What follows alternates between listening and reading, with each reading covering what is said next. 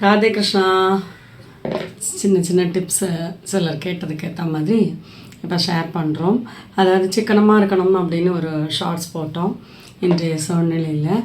அப்போ நம்மளுடைய electric hob, electric rice cooker அந்த மாதிரிலாம் யூஸ் பண்ணலாம் அப்படின்னு நிறைய ஐடியாஸ். இப்போ எல்லாருமே ரொம்ப பயந்து சிலிண்டரை புக் பண்ணி எடுத்து வைக்கிறது, அந்த மாதிரி பதட்டமான ஒரு மனநிலையில் இருக்கும்போது சின்ன சின்ன விஷயங்கள் நம்ம அவாய்ட் பண்ணலாம்.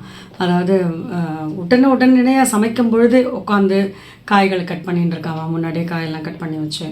அது மாதிரி அரிசியை நன்றாக 3 தடவை அலம்பணும். எப்பொழுதுமே அரிசியை கழுவுவது 3 தடவை செய்யணுன்றிருக்கு. அது மாதிரி அரிசியை சுத்தம் செய்து அந்த நீரில் ஊற வைப்பதுங்கிறது ஒரு நல்ல விஷயம்.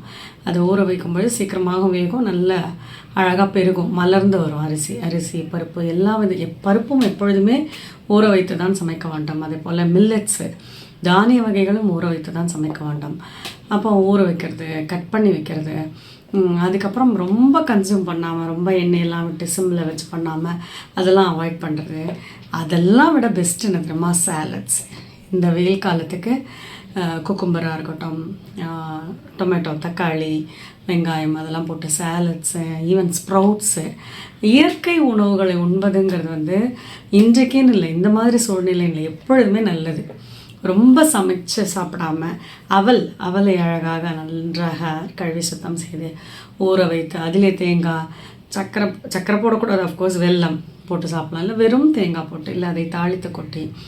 அதே போல் எவ்வளவுக்கு எவ்வளவு இயற்கை உணவாக அதிகம் சமைக்காத உணவுகளை சாப்பிடும் பொழுது மெதுவாக டைஜஷன் ஆகும், நம்ம உடம்புக்கும் நல்லது, அஃப்கோர்ஸ் வெயிட் லாஸ்க்கு ரொம்ப நல்லது, அண்டு சாத்வீகமாகவும் இருக்கும் இந்த வெயில் காலத்தில். அண்டு மோர் நிறைய சாப்பிட்றது, நிறைய குக் பண்ணி நிறைய டைம் வேஸ்ட் பண்ணி நிறைய கொதிக்க வச்சு அந்த மாதிரி பண்ணாமல் எப்பொழுதுமே காய்கறிகளை பெரிய துண்டுகளாக நறுக்குவது நல்லது.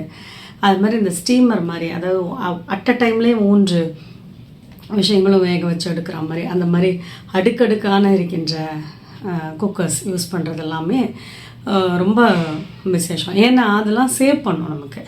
கரண்ட்டாக இருக்கட்டும் இல்லை கேஸாக இருக்கட்டும், எதுவாக இருந்தாலும் அது சேவ் பண்ணும், அட் அ டைம்லேயே நமக்கு ரெடி ஆகும்.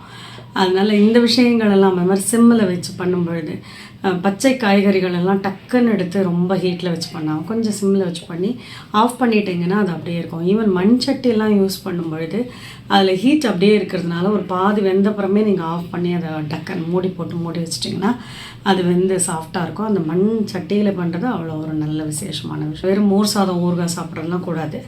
அது கண்டிப்பாக அது பிபிக்கும் கொலஸ்ட்ராலுக்கும் அது கெடுதல் தான்.